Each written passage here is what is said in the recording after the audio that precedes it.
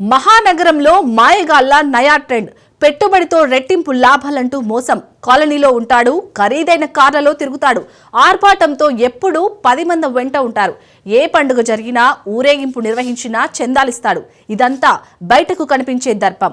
ఇదే నమ్మకాన్ని సొమ్ముగా మలుచుకునేందుకు చేసే ప్రయత్నమని గుర్తించేలోపు కోట్లు కాజేసి ముఖం చాటేస్తాడు. ఇది మహానగరంలో మాయగాళ్ల నయా ట్రెండ్. స్టాక్ మార్కెట్, విదేశీ కంపెనీలు, స్థిరాస్తి రంగం అన్నింటా తామేనంటూ మాటలతో మభ్యపెడుతూ అమాయకులను నిండా ముంచుతున్నారు. తాజాగా మలక్పేటకు చెందిన 2 స్నేహితులు తమ వ్యాపారాల్లో పెట్టుబడి పెడితే ఊహించని లాభాలంటూ ఊదరగొట్టి 50 కోట్ల మేర వసూలు చేశారు. 3 ఏళ్లుగా సాగిన దొంగాట సిసిఎస్ పోలీసుల రంగ ప్రవేశంతో బట్టబయలైంది. ఇదే తరహాలో నగర శివారున గొలుసుకట్టు మోసాలకు వేలాది మంది బలవుతున్నట్టు పోలీసులు గుర్తించారు. పెద్ద ఎత్తున కమిషన్ ఆశ చూపి మార్కెటింగ్ ఎగ్జిక్యూటివ్లతో ప్రచారం చేస్తున్నారు. సామాజిక మాధ్యమాల్లో ఆకట్టుకుంటున్నారు.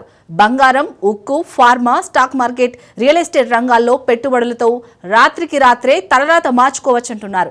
ఖరీదైన హోటళ్లలో సమావేశం ఏర్పాట్లు చేస్తున్నారు. తమ ఏజెంట్లని సభ్యులుగా చూపుతున్నారు. ఇది నిజమని నమ్మి సభ్యులుగా చేరుతున్నారని ఓ పోలీసు అధికారి తెలిపారు.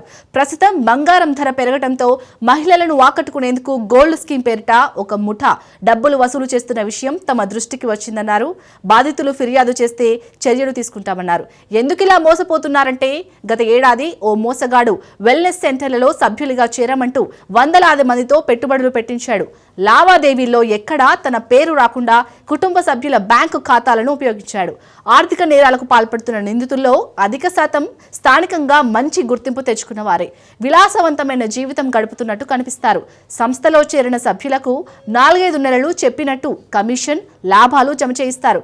కొత్త సభ్యులను చేర్పించిన వారికి బోనస్గా రెట్టింపు కమిషన్ ఇచ్చి నమ్మకం పెంచుతున్నారు. పెద్ద మొత్తంలో డబ్బు చేతికి అందాక ముఖం చాటేస్తున్నారు.